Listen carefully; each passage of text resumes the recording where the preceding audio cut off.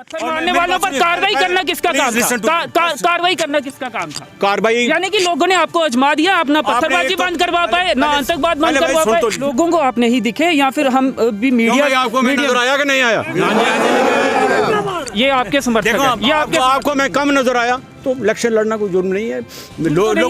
मेरा सवाल ये था, मुझे कहा कि जरूर आपको लड़नी चाहिए। विधायक की इलेक्शन जब भी होती उसमें उतरते, क्या और कोई नेता नहीं था नेशनल कॉन्फ्रेंस के? क्योंकि जम्मू कश्मीर में तो आप ही की सरकारें रही, अगर समस्याएं हैं तो कहीं ना कहीं आप भी उसके लिए जिम्मेवार हैं और ज्यादा जिम्मेवार हैं। रियासत जम्मू कश्मीर ने कभी मलाई नहीं लूटी, यहाँ पत्थर और लोहा लूटा। क्या डर था जगजीवन लाल जी को, जो पूर्व मंत्री भी रहे हैं और 2 बार के विधायक भी रहे हैं, कि अगर वो अकेले चुनावी मैदान में उतरते तो हार सकते थे, इसलिए कांग्रेस से समर्थन मांगा गया, मीटिंगें की गई? और नहीं यार, ऐसी बात कोई नहीं थी, डर कोई नहीं था। आज आप चुनाव लड़ने के लिए उतरे हैं तो जनता के बीच में आप जा रहे हैं, लेकिन तब कहाँ थे जब तमाम ऐसे मुद्दे थे? टोल प्लाजा का मुद्दा लगातार लोग उठाते थे, बारीदारों का मुद्दा, वहाँ भी आप नहीं दिखे। वहाँ भी बारीदारों के साथ तो जुल्म किया है सरकार ने। मुखिया देश का प्रधानमंत्री होता है, वो आकर के इंदुपुर एक रैली में कहता है 4 लाख लोगों के सामने कि साहब बारीदारों को मैंने ये उनका मसला हल कर दिया। कोई वोट भी हमारा सेकुलर वोट कहीं नहीं जाए। लाइक माइंडेड लोग और लाइक माइंडेड पार्टी एक मुठ होकर के भाजपा का मुकाबला करें। कांग्रेस जो है उन्होंने भी फिरकाप्रस्त ताकतों का मुकाबला करने के लिए मेरे साथ वो जुड़ गए हैं। मौसम ठंडा है लेकिन राजनीति गर्म है। 2 बार के विधायक और कैबिनेट मंत्री रहे जगजीवन लाल जी आज अपना नॉमिनेशन फाइल उन्होंने रियासी से कर दिया है और हमारे साथ आइए उन्हीं से बातचीत करते हैं। सर, नॉमिनेशन आज आपने रियासी में फाइल किया है, किन मुद्दों को लेकर आप जिला विकास परिषद के चुनावों में उतरे हैं? मेरे मीडिया के तरफ से जो आप लोग आए हो, आपका शुक्रिया था, दूसरे साथियों का भी शुक्रिया था। भाइयों, डिस्ट्रिक्ट डेवलपमेंट काउंसिल है, मैं बड़े दायरे में बात नहीं करना चाहता हूँ क्योंकि मैं लोकसभा और असम्बलियों के मेंबर मिनिस्टर तक रहा हूँ, उस तरफ में ले जाना नहीं चाहता हूँ। आज मैंने पंचायत में आप दाखिला किया है जो, उसमें डिस्ट्रिक्ट डेवलपमेंट काउंसिल है। डिस्ट्रिक्ट डेवलपमेंट काउंसिल का मतलब डिस्ट्रिक्ट के अंदर जो आपकी डेवलपमेंट होनी है उसके ऊपर हमने तवज्जो देनी है। मैंने देखा है कि इस वक्त कई पार्टियाँ तो कहती हैं मुद्दा है ही कोई नहीं। मैं कहता हूँ मुद्दे ही मुद्दे हैं और लोग परेशान हैं।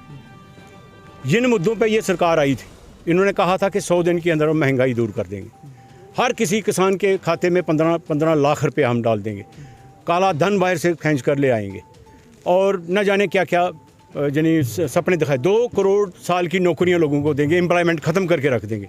आज मुद्दे हमारे सामने तो यही हैं कि जहां हम खड़े हैं उससे हम बदतर से बदतर हुए हैं। कोई मुद्दा इन्होंने हल नहीं किया है, बल्कि मुद्दों में लोगों को उलझा करके मुसीबत में डाल दिया। आपने कहा कि आप असेंबली में रहे हैं, तो क्या कोई और उम्मीदवार नहीं मिला जो इस चुनाव को लड़ सकता था? आप आने वाली विधायक की इलेक्शन जब भी होती उसमें उतरते, क्या और कोई नेता नहीं था नेशनल कॉन्फ्रेंस के? नहीं, देखिए, एक तो इसमें कोई रुकावट नहीं थी। पहले तो ये था कि कॉन्स्टिट्यूशनल कोई बाइंडिंग नहीं है कि आदमी कोई भी इलेक्शन लड़े, लेकिन ये एक हैबीबेट लोग तो इस बार उतारे गए। आप देखिए उधर मलिक साहब हैं, आप देखिए बीजेपी का वो PHE मंत्री है, वो इलेक्शन लड़ रहा है, और बहुत सारे एक्स MLA और एक्स मिनिस्टर जो हैं बीजेपी की तरफ से लड़ रहे हैं। हमारी पार्टी की तरफ से भी बहुत सारे मलिक साहब लड़ रहे हैं, ये एजाज साहब लड़ रहे हैं, बहुत सारे और दूसरे लोग जो हैं वो इलेक्शन लड़ रहे हैं। तो इलेक्शन लड़ना कोई जुर्म नहीं है।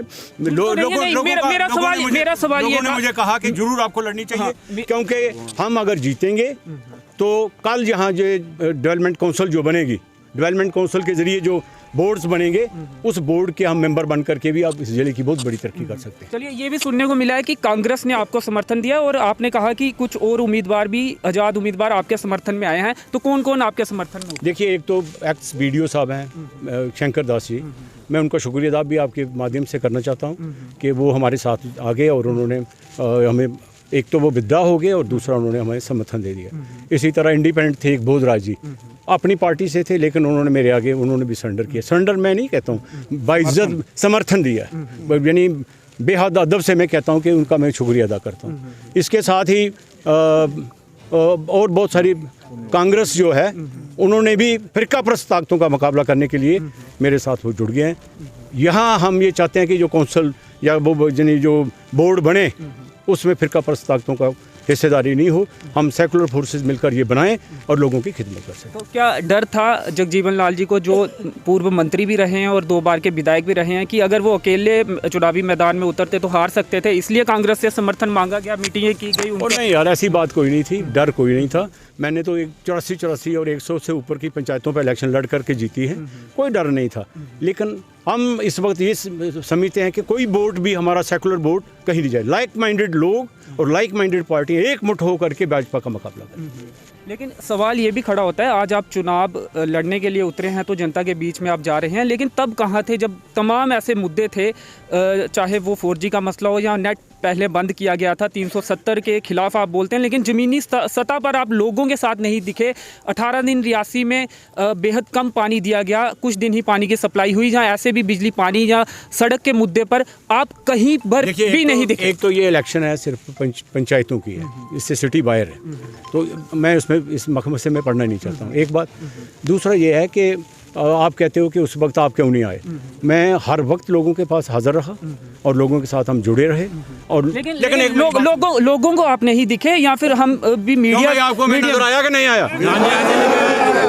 ये आपके समर्थक हैं, ये आपको मैं कम नजर आया मीडिया वालों को? ये आपके इतने वोटों से आप नहीं जीत पाएंगे। जो लोग घर पे बैठे हैं वो वोट भी आपको चाहिए। मुझे सब वोट चाहिए और एक एक घर पहुंचेंगे, एक एक घर से लोगों को उठाकर इज्जत मान से उनका वोट हासिल करेंगे और जीत हमारी होगी। हरगिज जीत हमारी होगी। बन टोल प्लाजा का मुद्दा लगातार लोग उठाते थे, बारीदारों का मुद्दा, वहाँ भी आप नहीं दिखे। वहाँ भी बारीदारों के साथ तो जुल्म किया है सरकार ने। मुखिया देश का प्रधानमंत्री होता है, वो आकर के इंदुपुर एक रैली में कहता है 4 लाख लोगों के सामने कि साहब बारीदारों को मैंने ये उनका मसला हल कर दिया। और आपने देखा उनकी हालत क्या है, वो दरबदर हो गए बेचारे और अल्टीमेटली उनको कोर्ट में जाना पड़ा।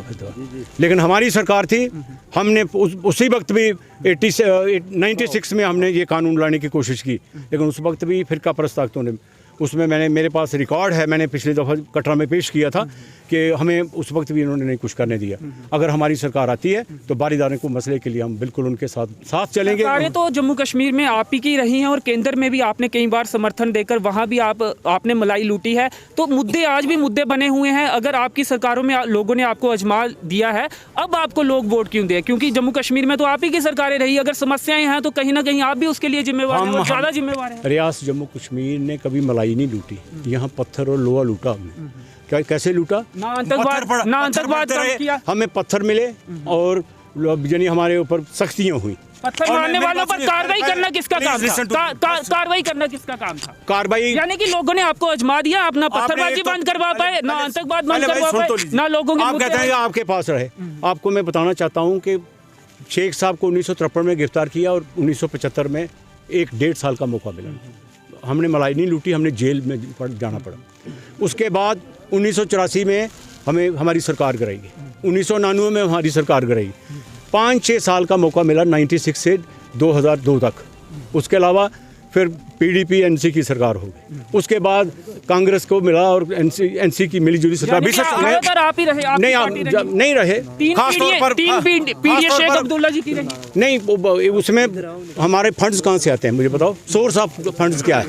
गवर्नमेंट ऑफ इंडिया से। वहाँ भी आप थे, कांग्रेस के साथ भी थे, भाजपा के साथ भी आप केंद्र में। हमारे साथ न्याय किया, चाहे वो कांग्रेस की हो चाहे वो किसी भी पार्टी की हो, लेकिन हमें उन्होंने फंड्स देने में कसर रखी और हमें फंड्स मांगना पड़ते थे, हमें दिए नहीं जाते थे और हम स्ट्रगल करके फंड्स लेते थे तब। लेकिन हमने एक बढ़िया हमने बढ़िया इंतजाम किया। सबसे बड़ा काम हमने जो किया,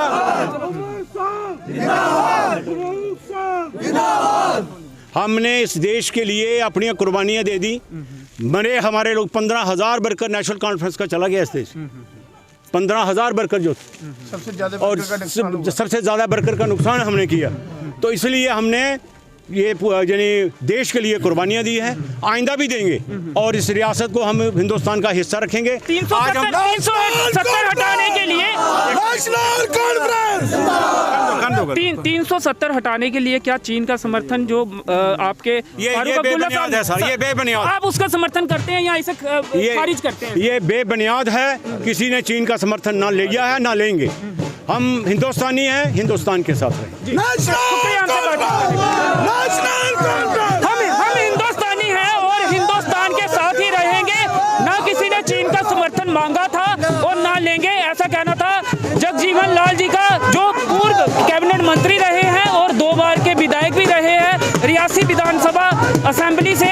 आज उन्होंने रियासी में जिला विकास परिषद की रियासी सीट से रियासी में आकर नॉमिनेशन फाइल अपना किया है और झंडे डंडों के साथ यहाँ पे समर्थकों के साथ वो पहुँचे हैं। तो तमाम जो सवालात थे वो उनसे पूछने की कोशिश की है। अब जनता ही डिसाइड करेगी। इस लोकतंत्र में जो जनता है वो सुप्रीम है। फिलहाल इस इंटरव्यू में इतना ही। वीडियो जर्नलिस्ट प्रदीप भगत के साथ मुझे दीजिए अनुमति। धन्यवाद।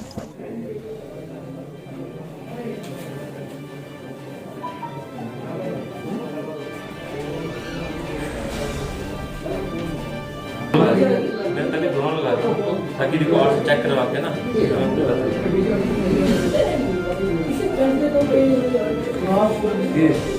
नहीं जो मेन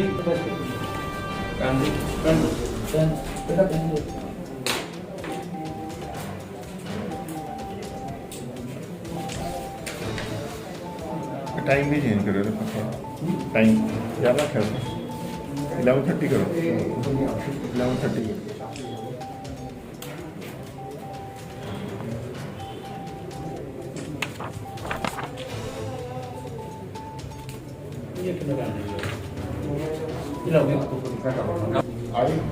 I,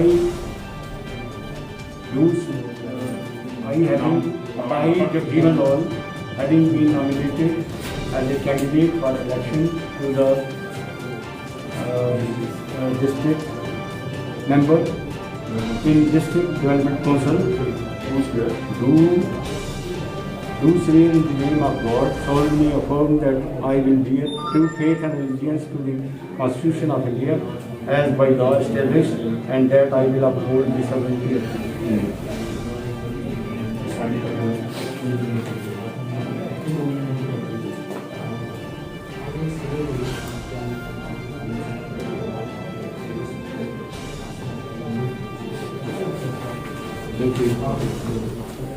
मीडिया के सारे साथियों का शुक्रिया अदा करता हूँ और तमाम जनता का भी शुक्रिया अदा करता हूँ।